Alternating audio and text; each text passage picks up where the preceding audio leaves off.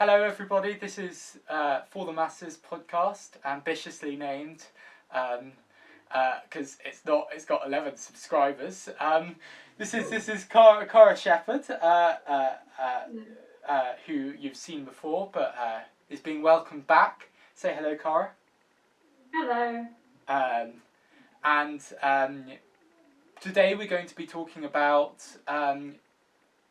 Boris and sort of what are the dangers to him and his government over the next year. Maybe not Boris and dangers to him, because maybe he's got physical dangers, I don't know, but dangers to his government. Dangers to government over the next year. Cara, what do you think the biggest danger to Boris's government is over the next year?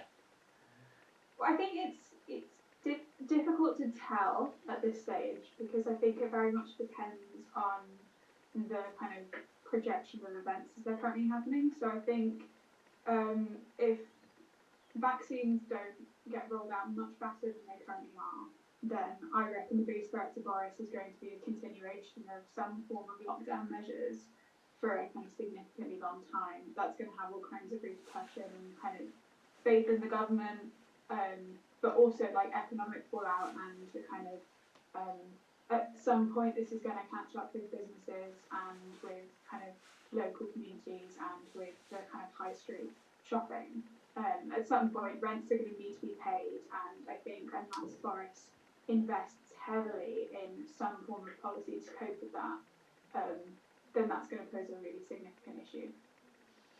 Yeah, that's interesting. I would sort of qualify that. I mean, I think that like Boris did do, I mean, especially in terms of how the public judged him. I think especially following on from like April to November, really, there was quite sort of a poor image that the Conservatives held and were seen as sort of, they had this label which Keir Starmer labelled upon him, but I think it was more sort of effectively put on him by the press that he was incompetent, etc. But I think that over the past few months, I think we've seen something different with the advent of UK vaccines, or the huge role that the UK's put into that, and the fact that even though they might not be getting them as fast out as somewhere like Israel, they're getting them out pretty damn fast, and we are sort of a global leader in sort of proportion terms in the amount of vaccines that we're getting out. So maybe I think the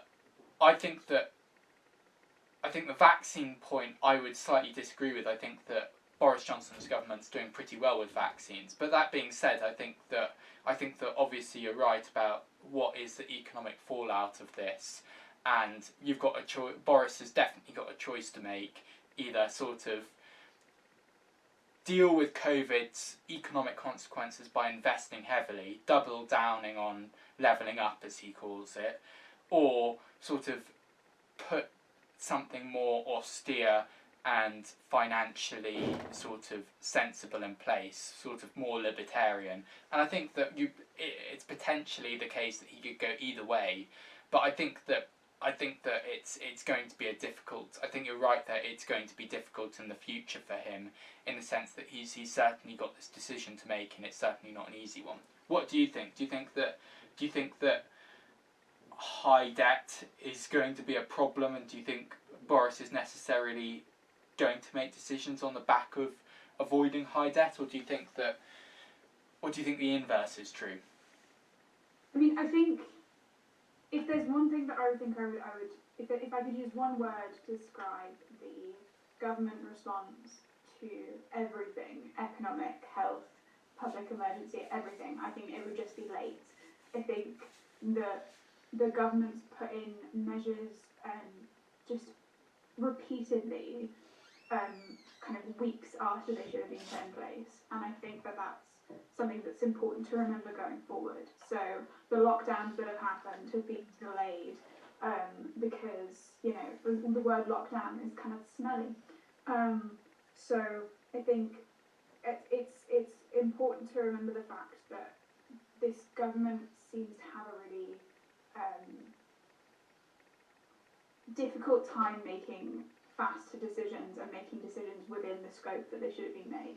So I think that in terms of the economic fallout from this, I have very little idea about what, if any, kind of measurements are going to be put in place for businesses that are struggling. And that is not only kind of small local businesses, kind of your boutiques and those kind of smaller shops which, you know, receive very little kind of compensation, or the compensation that they do receive is not enough to keep them going. But also, I mean, bigger brands, like, I mean, that we saw Debenhams went into administration over the holidays. The January lockdown is devastating for a lot of businesses. Bear in mind the fact that this was supposed to be a huge period of sale. And so I think that whatever the government implement is going to be too little and too late, if I kind of take a kind of example from what they've done in the past. And so I do worry about the conditions that businesses are going to have to be put through. I think that I do agree that there's something there, although I think that I would place it very slightly differently. I think that the point about sort of too little, too late, the one that's been made by Keir Starmer, I would say that Boris Johnson and his cabinet, the Conservative Party as it is, I think is sort of a party that's often been very keen to stick by some sort of mantra or principle relatively sort of unconditionally, but at the very last moment I think that they've consistently backed down off that principle, and as a result they've got sort of the worst of both worlds, in the sense that for example, if you're going to avoid all lockdowns, for example, listen to what the WHO says and maybe avoid lockdown as a tool for containing coronavirus. Well, do it, and don't make it so that you get so far into pursuing that policy that when you do call a lockdown, that it's going to be for X amount more time, and it's going to be that much more damaging to businesses and people, mental health and livelihoods. I think that that's sort of the problem. I mean, I think that we're both approaching this from slightly different angles, but I think that we both recognise that there's something there. But I just think that Boris and his cabinet have been flexible and willing to back down when they're sort of wrong, but they sort of, I just think that they've part of the problem is that they sort of haven't been able to plan things in the long term and think about what's the consequence of this policy going to be maybe like 2-3 months down the line, and that's been damning, and that's been really damaging to the government's prospects in relation to coronavirus. I'm not sure if you agree. Yeah, I mean, I think a key thing with the government is that they 90% of the time they just look like Muppets, and whether that's because, you know, they've changed their minute on that, they've kind of backed away from their principles at the last second, like you're talking about, or they're just not laying out the kind of the plan to the public. It just makes them look like a collection of people who are scrambling to come up with any sort of reasonable policy. I think that it's very difficult, I think, to come up with a reasonable solution to this. I think that it's clear that this is a government that is somewhat out of their depth. That's not to say that it's entirely their fault. This is an incredibly difficult thing to be dealing with, and I'm not saying that, you know, anyone else could necessarily do it kind of better or perfectly. But there's a really distinct lack of transparency from the government about what's happening, and I think that paints a really bad picture on them, and it does lead to a lot of mistrust of both the government in terms of the policies that they're implementing, but also mistrust on whether or not those policies are actually going to work. So, you know, schools are being told that they're going to go back, and then they're being told that they're going to have a test and trace kind of within schools, and that schools are going to be responsible for track and trace. And then a day before schools are supposed to start, there's a national lockdown, and they're not starting, and they're not going back. Universities, I was victim to this as well. You know, we weren't told anything when we were told that there was a national lockdown, so we weren't clear if we were going to be able to go back. And then we're told kind of within a week for some before the start of their term that actually it's now illegal for us to go back to university unless we've got extenuating circumstances. And I think that it's amongst the people who I talk to who have no idea about the prospect of what's happening. I think the biggest damage to the government's reputation is the fact that we have no idea if they know what they're doing, and it's coming across increasingly like they don't. Yeah, I think that. I mean, there's a couple of things there. I think that there's the person of Boris Johnson who's very unwilling to commit to anything that is sort of unambiguous. But also, I think that there has been this tendency recently, especially, to prioritise political stability within the Conservative Party over having the best possible ministers for the job. So, I mean, I think you saw this with, for example, the expulsion. Obviously, you saw it in the most explicit terms with the expulsion of those 21 Conservative MPs back in 2019. But also people like Gavin Williamson. Gavin Williamson, if for those who don't know, is a former chief whip and has excellent contacts and management ability of the Conservative Party, a relatively unruly party. In my view, putting someone like Gavin Williamson in the education portfolio is in part a move in order to keep him off the backbenchers. And because if he is on the backbenches, he's going to cause utter chaos to the government. And I think the government has sort of got a few calculations wrong in this respect. It's put people who are unrepentant Brexiteers in high positions, people like Dominic Raab, in order to satisfy the Eurosceptics within the party, and it's put potential troublemakers, people like Gavin Williamson, also in the cabinet, in high-ranking positions, who aren't necessarily the best qualified people for the job. Also, Boris Johnson has also put potential leadership competitors, sort of, I think he's made a relatively conscious effort to keep some of the most potentially young blood out of the top of the cabinet, with the possible exception of Rishi Sunak, who is there, I think, for complicated reasons, and who Boris Johnson thought he could control because of that whole Javid fiasco, where the only reason that Rishi Sunak was basically put there is because he would have a joint staff with Boris Johnson, and therefore Boris Johnson thought that Rishi Sunak, although an enigmatic and clever figure, would be ultimately subordinate to him because basically the Treasury and the Premiership would be in many ways fused. As it's turned out, I think again Boris Johnson has slightly missed a calculation, a calculation there. This all being said, so I think you're right in those respects, and maybe I'm just underlying some of the reasons why this is all happening, going on. Maybe you're looking at it and just seeing the results, and I think that we're both sort of painting the same story broadly. I think that Boris Johnson does have some glimmers has a few elements of things that are going his way. As I said, the vaccine before, and sort of the foresight of committing early to that.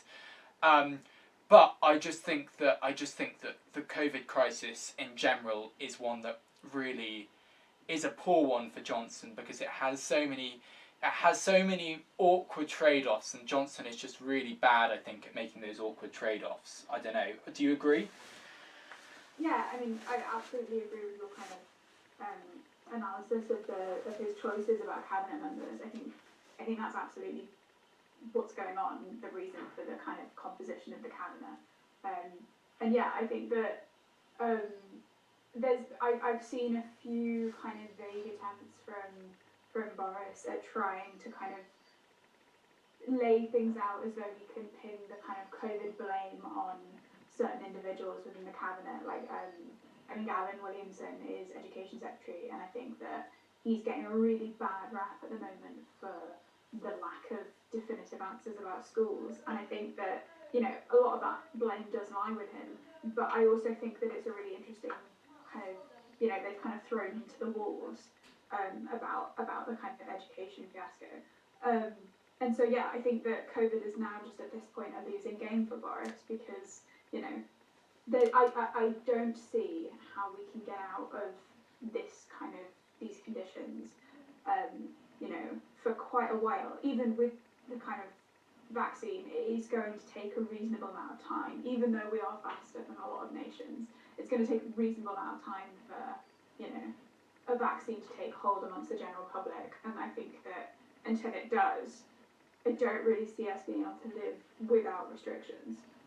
Yeah, I think this is an interesting point, and maybe it comes on to the sort of maybe that what we've just been sort of focusing on is sort of the Boris Johnson for the next 3 months is he's going to have to deal with these awkward trade-offs. But I suppose the next phase after that is how we're going to get out of lockdown, out of this sort of constant cycle of lockdowns and restrictions and loosening up, but then ultimately restrictions are being placed back into where they were again. How are we going to get out of that in a sustainable way?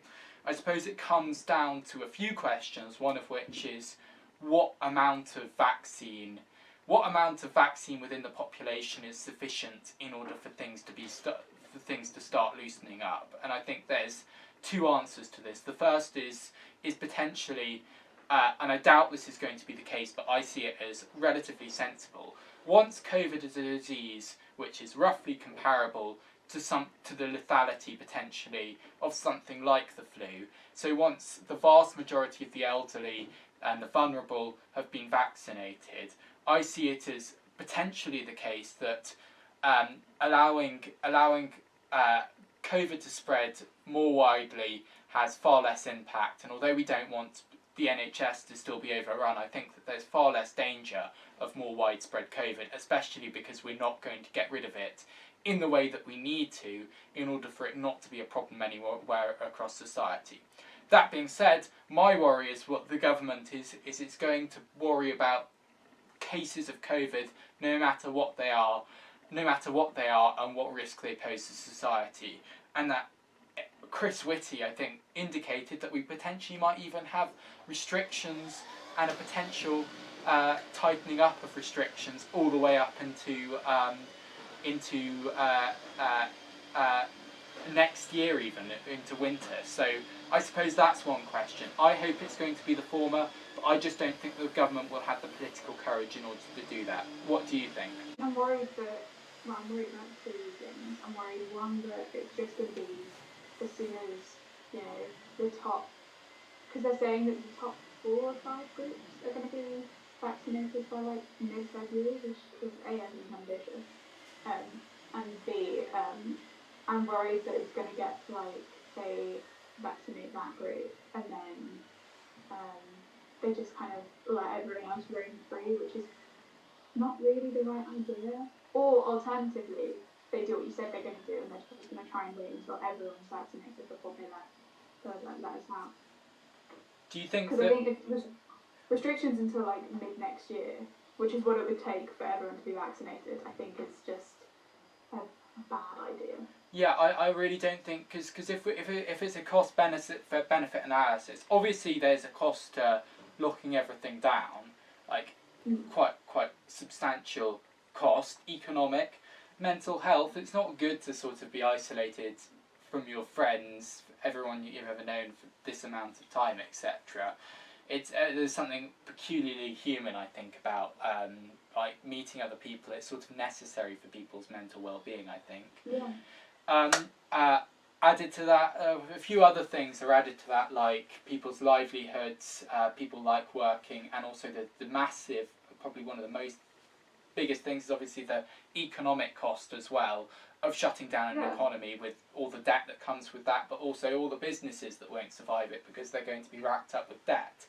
I mean, the businesses that were doing reasonably well, they're now at risk and are counting their kind of pennies because, you know, rents have built up, no one's bought from them because no one has the money to buy luxury items, and so there's a kind of huge fallout in terms, like, not even just like a delay in purchase, but like loads of people just aren't going to purchase things that they otherwise would have done. And I think that if that continues, and if we continue to lose that, then I do really worry about, at this point, it's not just a loss of kind of a few businesses that weren't doing very well anyway, it's a loss of a lot of businesses and a lot of people's livelihoods. Yeah, and the government has tried to cover some of that, but as with all things economics related, the attempt to sort of cover a cost, it will sort of always be shared, sort of like a considerable amount will still bear its pressure on the business. Like people's confidence in times when people's confidence at certain times will be lower. They won't want to go out and buy certain things. Like it's undoubtable that even though the government has given lots of money out through the furlough scheme and also business loans, it's certainly not going to be enough to cover absolutely everything. And even if it is, and the amount of money that they've spent doing that obviously also has consequences for us generally. I mean, like, what do you think? Do you think that, I mean, I think the best solution would be to, from March onwards, once we've got all the vulnerable vaccinated, to like slowly ease restrictions, but once the restrictions are eased, never reimpose them, because I don't think the cost of lockdown, once all the vulnerable have been vaccinated, is sufficient to justify it. And maybe smaller, less significant restrictions might be sensible, but I certainly don't think lockdown. What do you agree, or would you still err on the side of caution? I think, first of all, I kind of disagree with the government's vaccine priority list. I think that they have. First of all, teachers aren't vaccinated in any priority group. They're just vaccinated alongside their kind of age range, if they're of the age to be included in the priority scheme, or they just have to get vaccinated alongside the rest of the general population that isn't prioritised. I think that's ludicrous, especially because the government should be prioritising getting kids back in school, alongside the kind of economic stuff. I mean, like, kids who are in school have lost. That's one of the biggest costs, I would argue, of lockdown, if not the biggest cost. Yeah. But I think it's impossible to do a lockdown and let schools be open, because schools are huge factors for transfer of virus. Because, like, of course they are, because you've got 100, maybe 150. I mean, in sixth forms, it's like 300 people in a single bubble, and then they're going home to their parents. And there might be kids from different years, so that's linking different bubbles. And it's just essentially impossible to provide any reasonable bubble in schools. And so, of course, they're massive vectors for spreading the virus. My cousin's in year 7, year 8, year 7. He's in early years at school, at senior school. And they've had so many cases in his year group, but they only send home like 4 or 5 other kids for the kind of isolation period, and those are the kids that sit directly around them. So my cousin's been in close contact with people who have gotten COVID and then hasn't had to isolate by any restrictions, and so it's just insane, the fact that schools were allowed to remain open whilst the virus kind of numbers and the hospital numbers were peaking so massively. I mean, I think there is a case for primary schools potentially staying open, in the sense that there is relatively considerable evidence that younger people don't actually catch the virus at all, and there have been no cases tracked from primary school children being spread sort of to a community from one bubble to another. So I think it's relatively... Yeah, and that's really for parents who are working, both from home and also parents who are key workers or whatever. And I think that's quite a big thing. My worry is that, like, there's a certain political trade-off about, you can keep primary schools open, but then if you also keep secondary schools closed, then that's kind of... I don't think a lot of people would really, like, understand why that was the kind of move being made, and you might get kind of various different responses to that, which are not good. Maybe it's just something that the government has to... I still think that, but the huge cost of a year lost, a primary level education, that's going to massively increase levels of inequality. Like, if you're in a poor neighbourhood, there's been studies done on this, and it's sort of like 10 or 20 years of sort of social progress have been wiped out because one year students from disadvantaged backgrounds, for example. I mean, I hate saying there are studies done on this and not being able to reference them off the top of my head because it makes me sound crazy. But I did read something, I think by Fraser Nelson in the Spectator about this, and he was yes, a crazy amount of progress. So I think that primary schools especially, I think that if it is a political cost, I think that it's one that the government should bear potentially bravely and sort of explain the reasons why they have done this. So maybe I disagree with you. Joe, you have the final word and then maybe we'll move on. Yeah. No, you want to. You sure? Are you sure? It's fine. Yeah, cool. Yeah. Okay. So I suppose the next big thing for Boris, as we indicated beforehand, is Scotland. Cara actually has links to Scotland. Sounds like it's what a weird way to say it. But she's in university in St Andrews, as might I be if I get rejected from Cambridge, which is possible. But she has links to Scotland, so the joke is that she's more qualified than me, but I think she's more qualified than me. So Cara, do you think it's first of all, I mean, I think that we both agree that it's very likely that the Scottish National Party gets a very high proportion of seats in the Holyrood elections, and that will have ramifications. What do you think those ramifications will be? Do you think second independence referendum will happen? So this is something that's really difficult because I for reference for everyone, am clearly English, as you can tell by my voice, but because I am a part-time resident in Scotland, I can vote in the upcoming election. I agree it's almost inevitable that the SNP gets a majority. Whether or not that has implications for another independence referendum, I think is difficult, because I think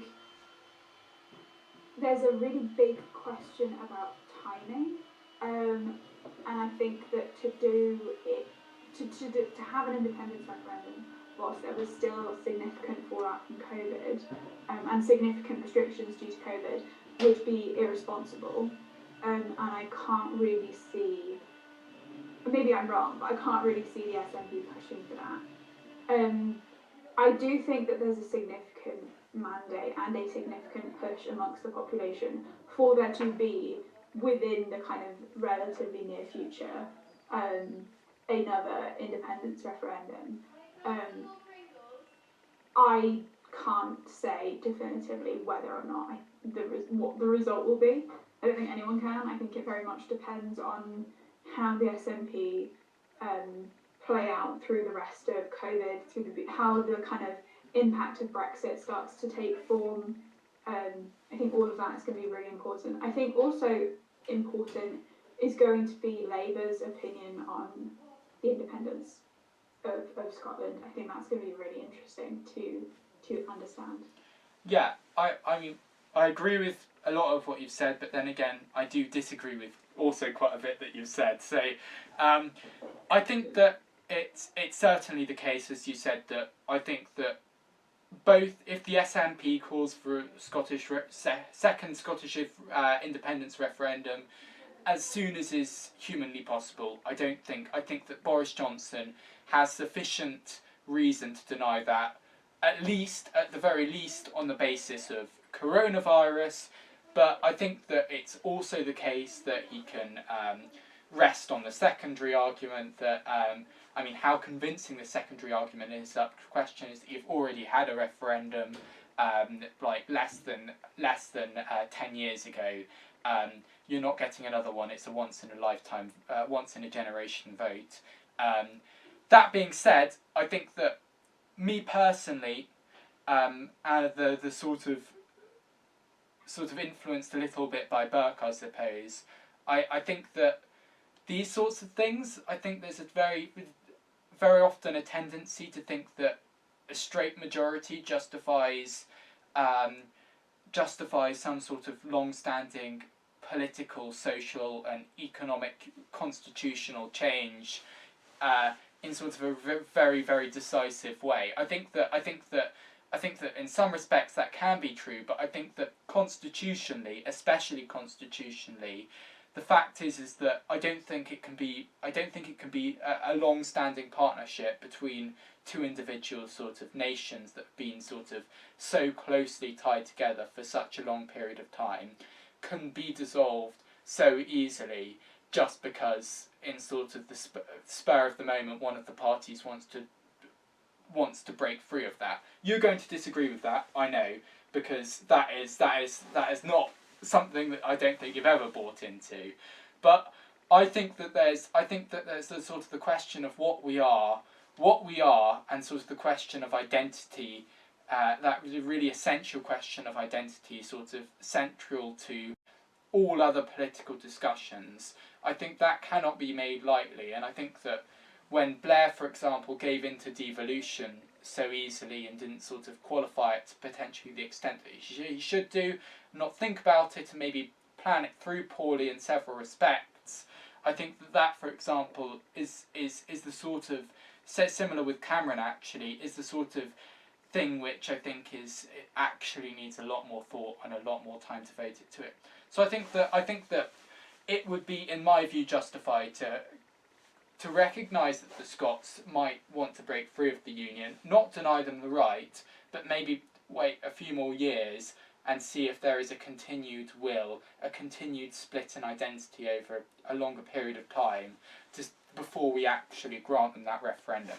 You're going to disagree with me, I know, and I don't think for a second that my view necessarily holds purchase across the greater population as a whole, but I think it's right, so I'm going to argue it. I mean, stick to what you believe.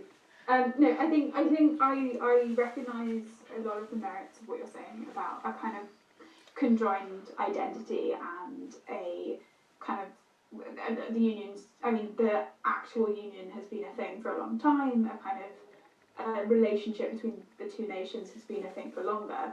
But I think you underestimate the extent to which there are already different identities. So when you say wait for the continued identity split, for the identity split to kind of continue over a longer period of time, I think there you slightly underestimate the kind of extent to which this identity split has been a thing forever, since the Union, since kind of the kind of formation of relations between the nations.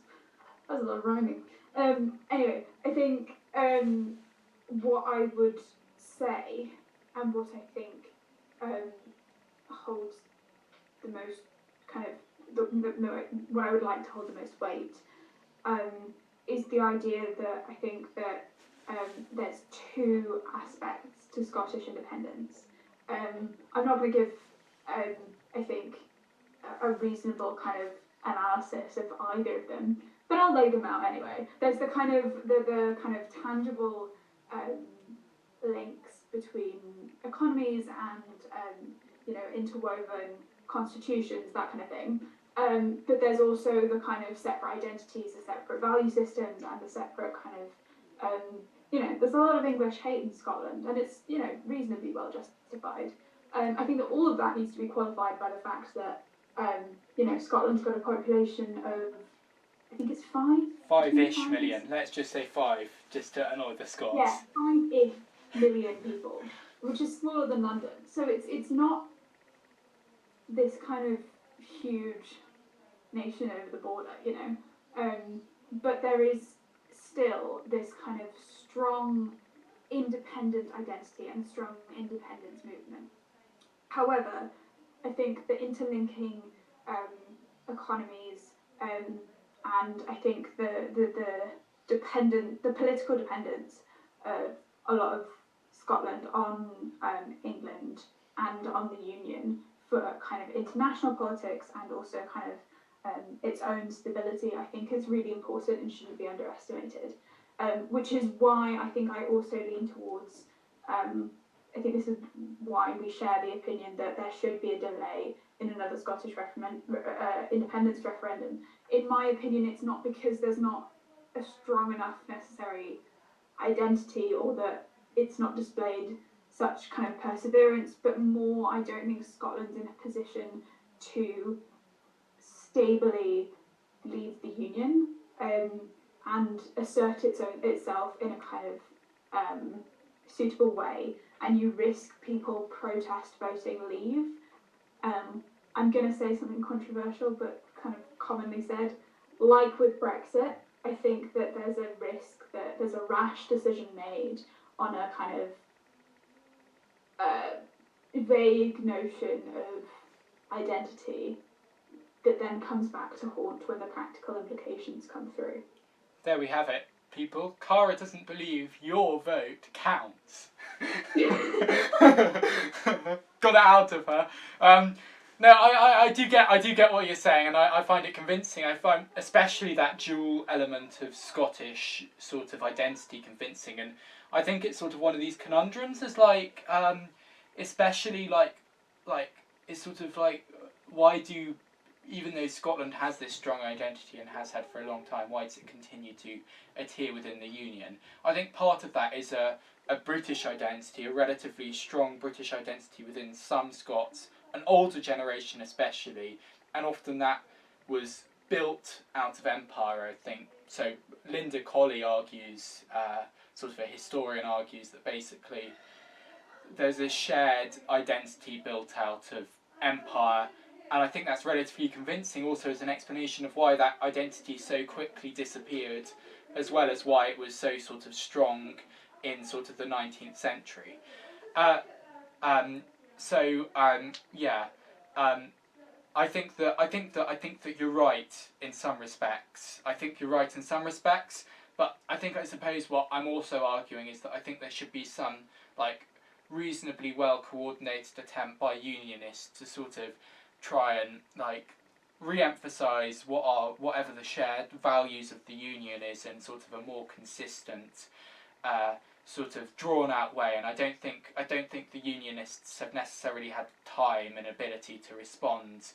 I don't think they've had a time or really ability to respond. And I think some of them have, like I think people like Ruth Davidson and Douglas Ross of the Conservative Party in Scotland have tried to emphasise this sort of new shared identity. But I just think that, I suppose, give time in order for that to potentially develop or not before we allow the opportunity for a second referendum. That's my opinion, at least. I don't know if that's going to happen, but I just think that to dissolve something so quickly that has been a stable feature of our shared common life for so long, so quickly, is a travesty. And I mean that's my conservatism speaking, but I'll be excused for that because I am a conservative. I don't know. I mean, I think we're going to disagree more profoundly on this subject. So maybe we. I mean, do you have any final words on this topic before maybe we talk about like maybe political options for Boris and Nicola? Sure. Yeah, I mean, just a kind of a final sort of point is, I think that if you were to look at the election, the electoral kind of map, Scotland is almost always a majority different colour to England, and I think that that's something that's important to remember, is that so the Conservative Party in Scotland is not very successful. More successful than Labour these days. Well, and I think that that's important to understand, is that Scottish politics is a different beast to English politics, in the sense that, they kind of you vote for different you vote on different reasons in Scotland than you do here. I think that's a whole other topic, so I don't think we should really get into that in much more detail. But I think just in terms of alternative identities. I think you're right in the idea that the unionists and those in favour of kind of keeping Scotland within the Union haven't had enough time to respond. But I think it's also important that actually there's been very little consideration for the fact, like after the referendum, and after the referendum was lost by the kind of independence, there's been very little done to try and maintain a shared identity with Scotland from the English kind of perspective and from Westminster. There's been very little kind of, I'm going to call it hand-holding. I don't really mean hand-holding, but there's been very little done to say, to show Scotland the kind of value of remaining within the Union, because I think that, flat out they lost.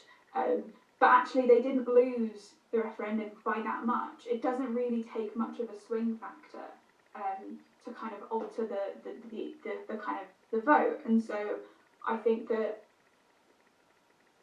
leading on to the next point, what can Boris do to prevent this from being a kind of significant issue during the rest of his time as Prime Minister? Well, I think he needs to do a lot of work to strengthen the Union, and that spans out to Ireland, to Northern Ireland as well. I think and to an extent Wales, I think he needs to do a lot more to bring together this kind of shared identity, especially on the back of Brexit. Very, very interesting as well, because I think that although it might be from the Conservative perspective and sort of a Unionist perspective, sort of odd to think of a time without Boris as an unambiguously relatively decisive Prime Minister without a clear majority. There will be a time when it does come that there will be some sort of majority by a whisker, or some need, like it was in 2017 and 2010, for some sort of coalition. And I think one of the big structural problems for politics for the next 20 years is that if the SNP keeps 30 plus seats, and if you also have other parties potentially having like a few seats as well that are keen on independence, and let's say Northern Ireland less so, because obviously Sinn Féin don't take up their seats in Northern Ireland, then you will get this situation where if a Labour government comes in, it will need to rely on the SNP, and therefore I think the SNP is going to be able to make ground and potentially grant itself a referendum, whether the political establishment wants it or not. So that, I think, is a big problem that is going to rear its head at some point, and although it's hypothetical, it's reliant on the parliamentary arithmetic, and the parliamentary arithmetic is one of those cold hard facts of politics that you just can't avoid. Look at Theresa May's government. It was weak from the outset, and there was nothing she could really do to not make it weak because of the parliamentary arithmetic.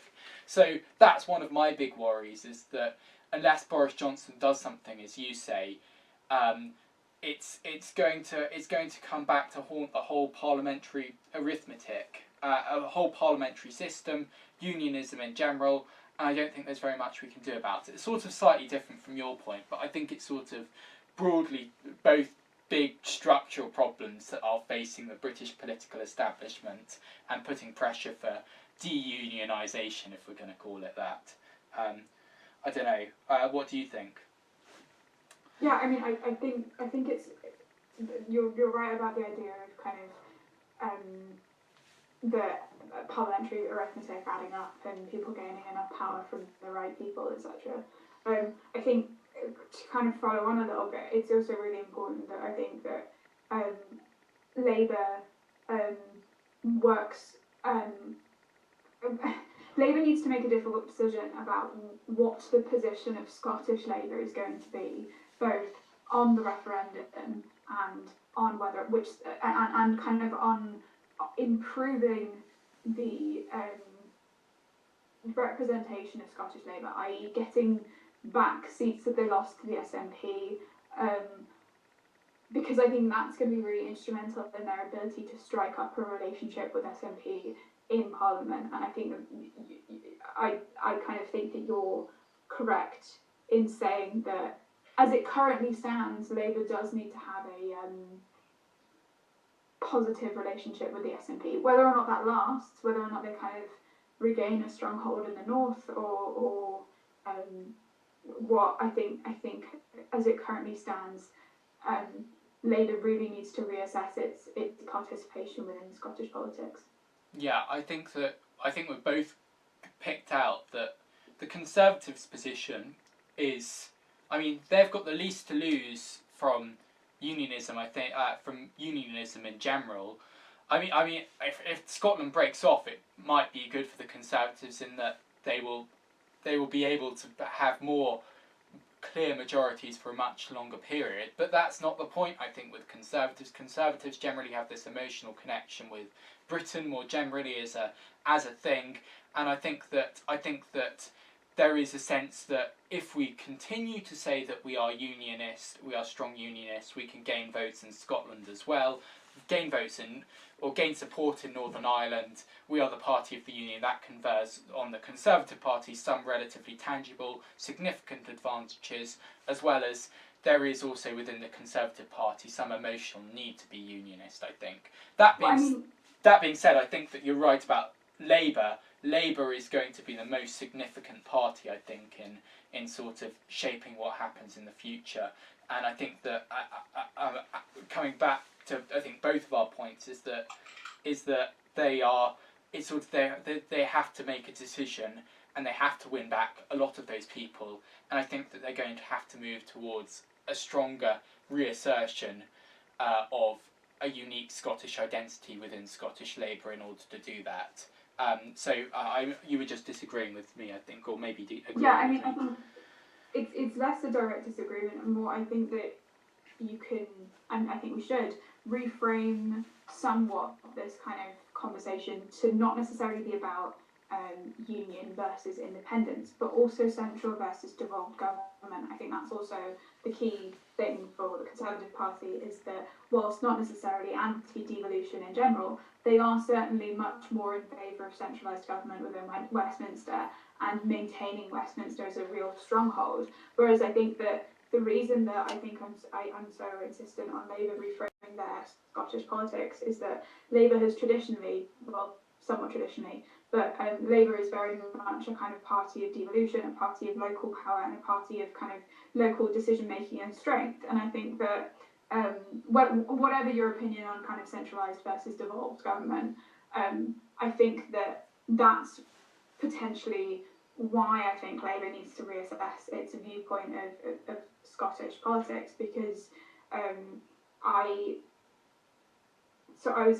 had a very brief conversation after attending a talk with a Scottish Labour politician, and he was describing the ways in which the Scottish Labour has a difficult choice, because they are very much pro-devolution, not only to Scotland but also to the north, to Wales and to Northern Ireland. And I think that the relationship of devolution with independence is a difficult one and a strained one, because it's difficult to tell where the boundary should be. How much power should Scotland have? Should it be pseudo-independent but not actually independent, or should they just let go?